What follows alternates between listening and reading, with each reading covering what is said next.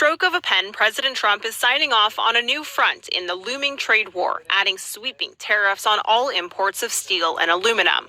It's a big deal. It's a big deal. This is the beginning of making America rich again. If enacted, these tariffs could add to the cost of things like baseball bats, cans of soda, energy, and construction. Canada is the largest supplier of steel to the U.S., followed by Brazil, Mexico, and South Korea. During his first term, the president imposed tariffs against steel imports from Mexico, Canada, and the European Union. Trump's latest move would apply to all countries. The imposition of tariffs would be unlawful and economically counterproductive, especially given the deeply integrated production chains the EU and US established through transatlantic trade and investment.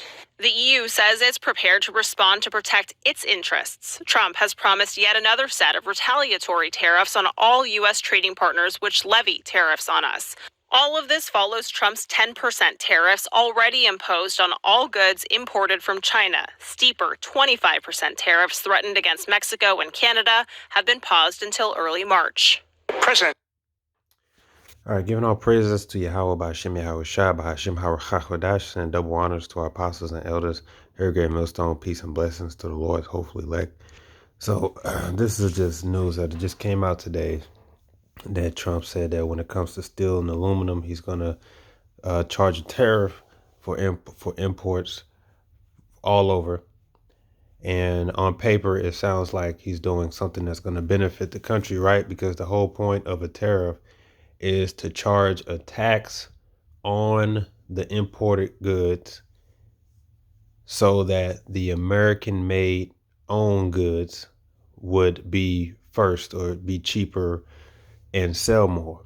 But here's the catch. The catch is that the one who really ends up paying are the American citizens. It's like a hidden tax, just like inflation is a hidden tax on the people. And this lines up with prophecy when it comes to the book of Daniel chapter 2, as well as the scriptures that compare the fourth beast, which is America, which is the Roman Empire, to America as well. And this is why the way Rome fell, America's fallen the exact same way, exactly damn near parallel. And this is prophetic. So what Trump is doing is he's starting a trade war. This trade war will further hurt the economy, will further make it harder for the American people, and will further lead this place to the same end, just as Rome has met. So we'll read some basic info on tariffs. As it says here, it says Trump's tariffs are here. Here's who pays for the import taxes and how much the prices could rise. So let's just get into it, plain and simple.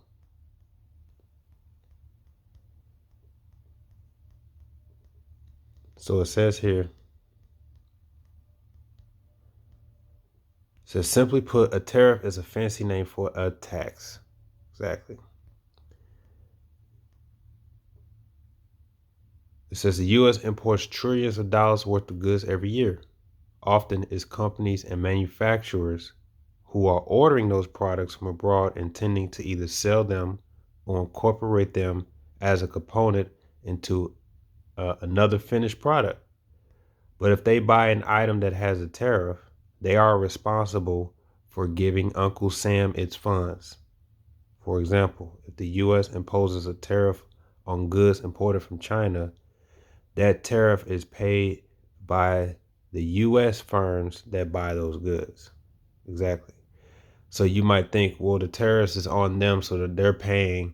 No, the people who are actually paying are the people that's ordering from China or like Canada or Mexico, which is going to be your American companies, whether they're ordering a small part, such as a washer, small component, whatever it is that they use, they're the ones that are going to be responsible for paying that. So what typically happens is, since those companies, American companies, are paying that tax to make their money back, they're just going to charge you more, or they're going to raise the taxes more. So we're going on. He says, who pays for the tariffs? It says, contrary to how it might sound when policymakers say they're imposing tariffs on foreign trading partners, it's not the country that's exporting the goods to the U.S. that pays the tariffs, but the company that's ordering the import, that import.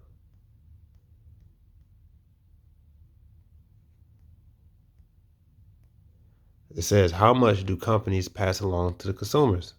It says, when companies pay more for a product or input, it's only natural that they'll turn around and ask more for it. The question is, though, how much? Industries with tighter profit margins like food services or retail might have no choice but to hike prices.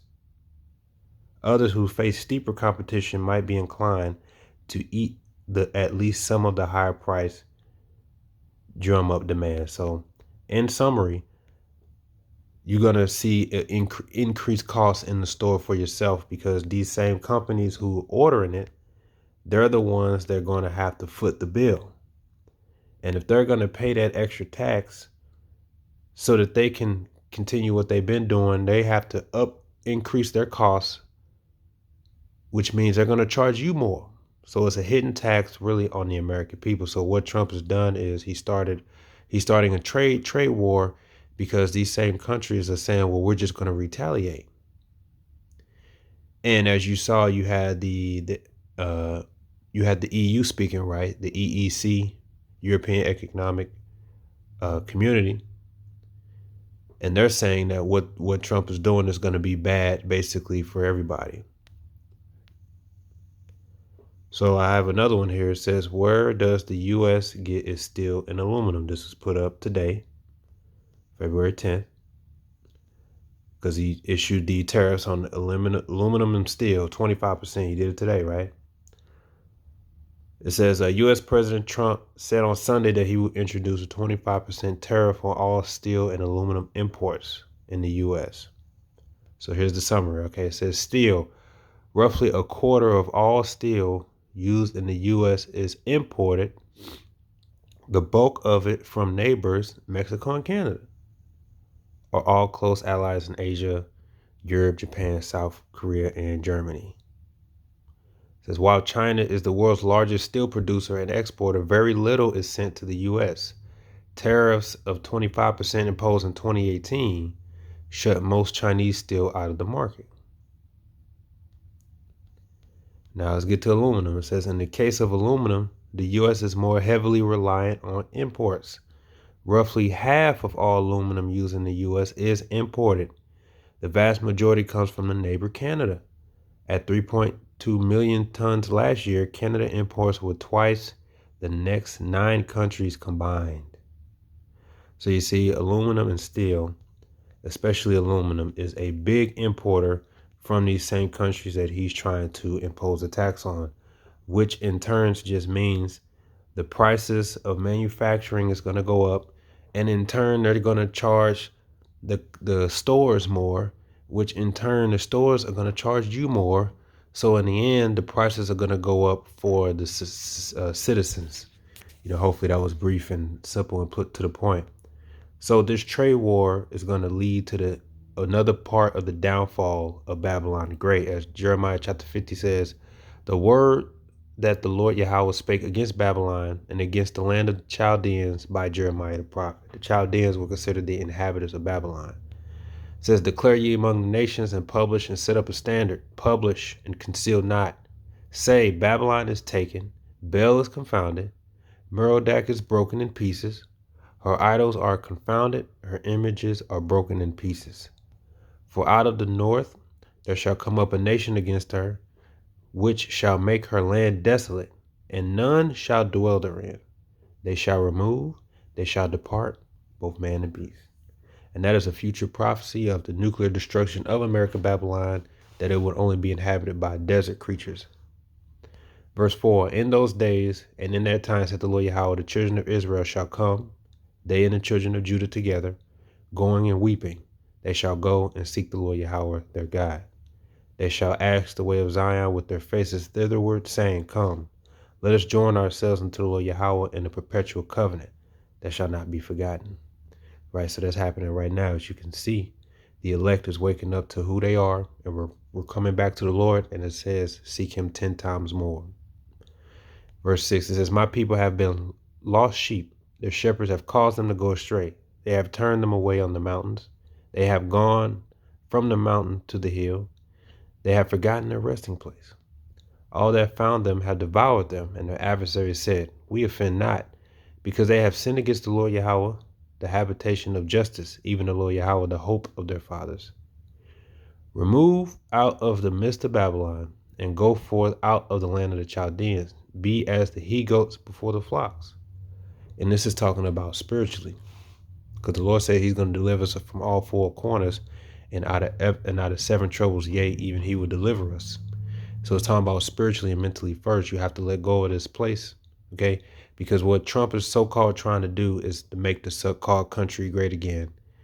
But what he's done is they've already basically shot themselves in the foot for many years, because they've already exported all of the factory jobs and go to parts like Mexico for cheaper labor. So shut the factory down in the U.S., send it to Mexico for cheaper labor, and send it back to the U.S. So you're not paying U.S. taxes either, and sell it for full price.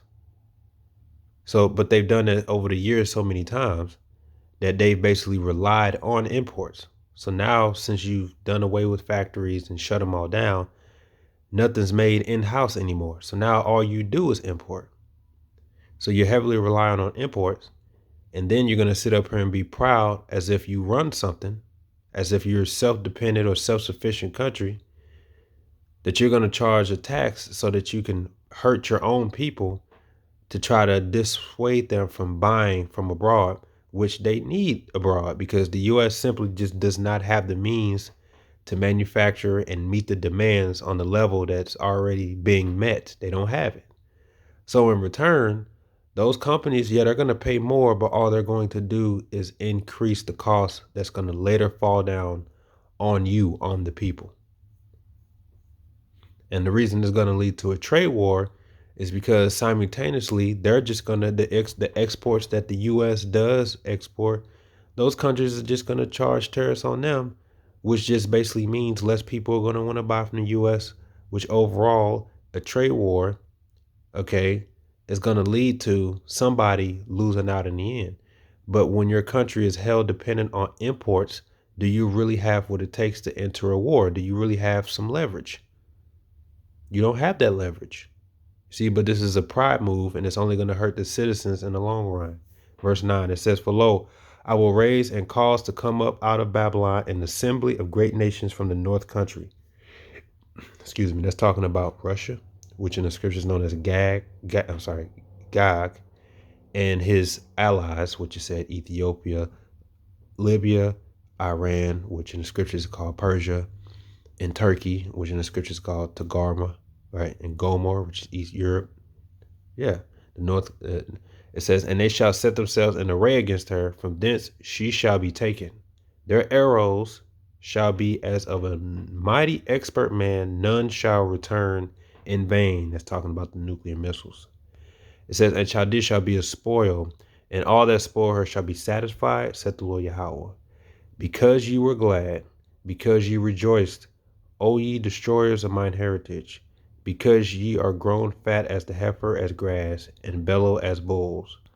Your mother shall be sore confounded. She that bare you shall be ashamed.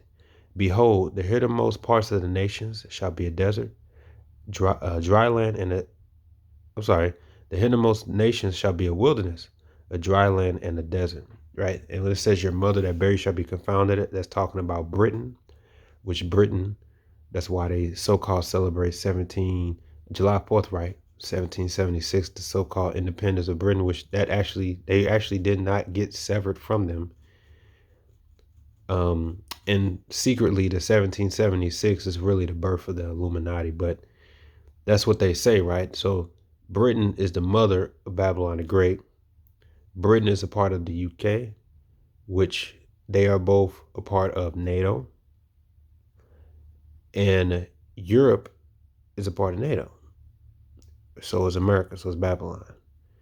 So in the end, everybody's going to start to hate the whore, as the scripture says. They're going to start to hate and be offended at this whore because of what she's doing. because she's trying to cause a trade war, which when you go to the book of Daniel, chapter 2, in Daniel chapter 2, he talks about a statue, and in Daniel chapter 4, he talks about the four beasts. I'm sorry, in Daniel chapter 7, he talks about the four beasts.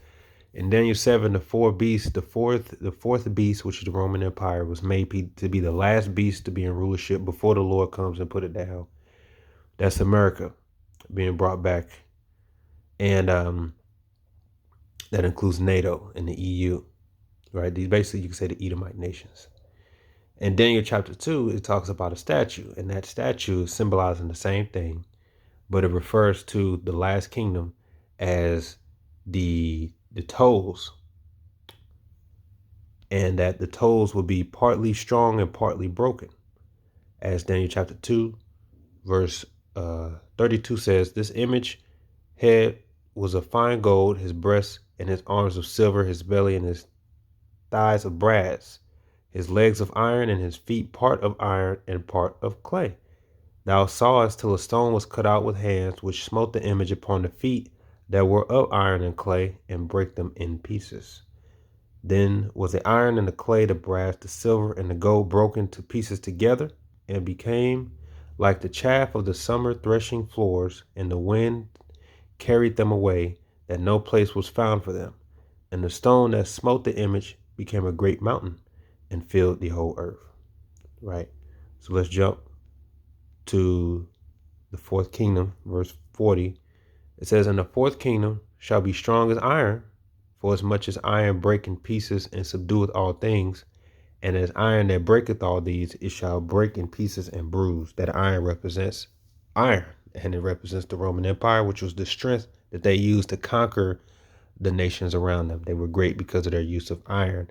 Today in America, that iron represents their weaponry, their strength, which is the blessing of the sword. And that's exactly how they took over, you could say, the world and became a hammer of the whole earth by way of iron, by way of the weaponry, by way of the sword. So they have the strength of the Roman Empire, which is the strength of the iron, aka the strength of their weapons, the strength of the sword. Verse 41, it says, and whereas thou sawest the feet and toes, part of potter's clay and part of iron, the kingdom shall be divided, but there shall be in it the strength of the iron, for as much as thou sawest the mixed iron with miry clay. So he said you got the fourth kingdom, which is the Roman Empire, and then you had the feet with the toes. It's going to have the strength of the iron, which is the strength of the weaponry, but it's mixed with miry clay. And that miry clay represents debts, as Habakkuk chapter 2 goes into. Verse 42, it says, and as the toes of the feet were part of iron and part of clay, so the kingdom shall be partly strong and partly broken. So it's partly strong because of his military might, but it's partly broken because of its debts. You know, that's why America is what? It's a debt-based country, but it has the strength of what? The military might. And it's a part of NATO, which it basically controls the military part of it. But she's running up her tab with these countries, and they're growing very impatient with her, and they're starting to hate her. And even when it comes to the people, as it goes on to say, and whereas thou sawest iron mixed with miry clay, they shall mingle themselves with the seed of men, but they shall not cleave one to another, even as iron is not mixed with clay. So the prophecy is that America, NATO, and the EU, which represents the 10 toes, right? They will not mix together, though they mingle themselves, because they're basically Edomite nations for the most part, but they will not get along. So that's why this kingdom is partly strong and partly broken. So when you see the EU get up there and argue that this is going to start a trade war, right? We're supposed to come to agreement or whatever. This is proof that in the end, the kingdom is partly strong and partly broken. That's why even Great Britain, aka the UK, severed themselves from the EU, Europe, in 2020. So they're starting to break away from each other. So they're partly strong, partly broken, because NATO was formed really for the Soviet Union. But any nation that NATO wants to form and go fight against, they can destroy. But so you can say they have a union, but it's partly broken. It's partly strong, but it's partly broken. So this trade war is just more this just more symbolizes that this is that fourth kingdom that's partly strong and partly broken.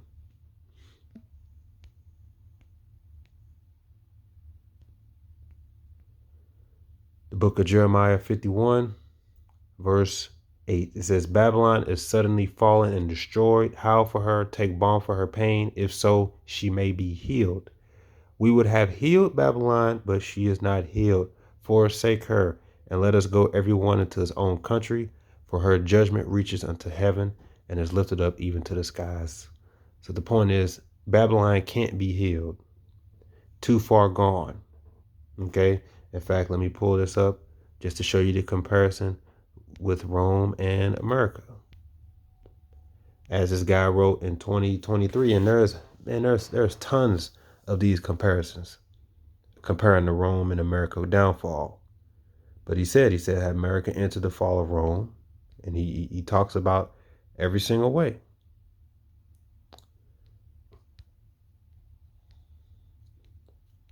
He says,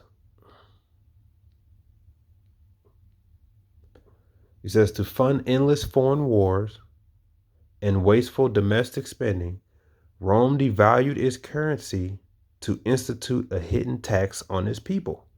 Sound familiar? That's because it's exactly what America has been doing for years. Financial mismanagement doomed Rome and now threatens America. And that hidden tax primarily is inflation, and it's also going to be those tariffs. Okay? They want to keep you poor, right? It says confiscatory taxes drove commerce out of the Roman Empire or underground in rag form, while idle laborers turned to bread lines. Today, excessive taxation and regulation send jobs overseas, and the unemployed are on welfare. Rome's failure to curtail its spending as it simultaneously throttled its own economy eventually turned the empire's finances into the equivalent of a Ponzi scheme. Debt rose at unsustainable and accelerating rates. Today, the U.S. has over $33 trillion in federal debt, roughly $250,000 per household. As decline set in, Rome doubled down on spending, borrowing, inflating, and war, and using bread and circuses to tranquilize the angry and desperate populace. Foreign wars were used to refocus the population on an external enemy and to export unemployed men. Soaring military expenditures meant there wasn't enough wealth left to finance actual military readiness, leaving the empire vulnerable to barbarian invasions on its unsecure borders. Sound familiar? Yes, that's what you see happening right now. So bottom line is, Babylon the Great, this move that they're making is a move out of pride, and it's because they can't be healed. So out of desperation, they're going to keep starting endless wars. They're going to keep trying to shift the people's focus away from the truth of the matter is that they're working against their own people, and that everybody else is the enemy, and that Gaza needs to do this and Israel needs that, and all of these things to hide the hidden taxes that they're working against the people. And they're weakening their men and women. Their army is full of sodomites. All the while, the North Country, those troops from Russia are coming to set this place in flames. So America is basically like a wallless village, defenseless village. Let me find that.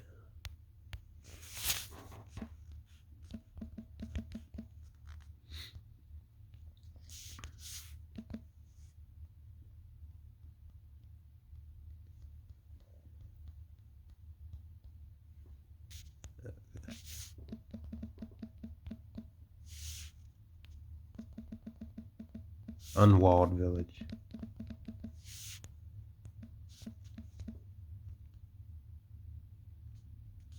Yep, Ezekiel 38. This is the prophecy of the Lord using Gog to come against America. Ezekiel 38:10, thus said the Lord Yahweh, it shall also come to pass that at the same time shall things come to thy mind, and thou shalt think an evil thought. He's talking about Gog, and that evil thought is, I want to bring back the Soviet Union, and I want to take over Ukraine, and I want to go to war with Babylon, America, as it goes on. And thou shalt say, I will go up to the land of unwalled villages. I will go to them that are at rest, that dwell safely, all of them dwelling without walls and having neither bars nor gates. And that's talking about America with zero defense capability. Zero defense system capability, because out of pride, she never actually had to experience war and bloodshed on American soil. She only dished it out to other countries. So she never felt the need to bring forth any defense because she believes that she's untouchable. So all the while, they're doing a hidden tax on the people. They're initiating trade wars, which is causing the beast to hate the whore even more. They're funding a apartheid in the land of Gaza, which the NATO countries disagree with, just making them more angry. And Russia simultaneously is making them make war with this place. All of this is symbolizing the same downfall as Rome, the empire, and it's going to happen again, and it's happening in real time. So this trade war basically is going to lead to higher prices and higher costs for the American people, for everybody. So things are just going to keep increasing. This is just more of an economic side of an upscale war that's already being led to. Oh, and I'll definitely read that in Revelation 16 regarding the costs, as it says here in Revelation 16 regarding the economics.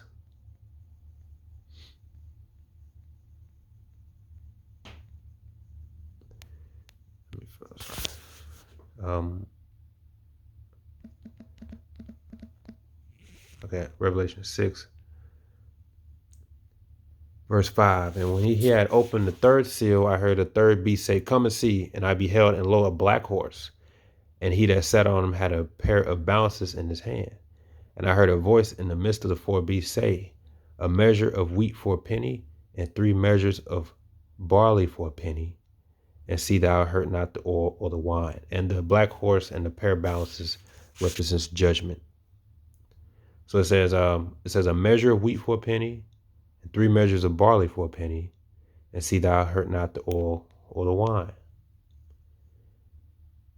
And if you read that New King James, and I heard a voice in the midst of the 4 living creatures saying, a quart of wheat for a denarius, and 3 quarts of barley for a denarius, and do not harm the oil and the wine. NLT, and I heard another voice from among the 4 living beings saying, a loaf of wheat or 3 loaves of barley will cost a day's pay. And don't waste the olive oil and the wine. Meaning inflation. So prices are increasing. That's judgment being brought to this place. You know?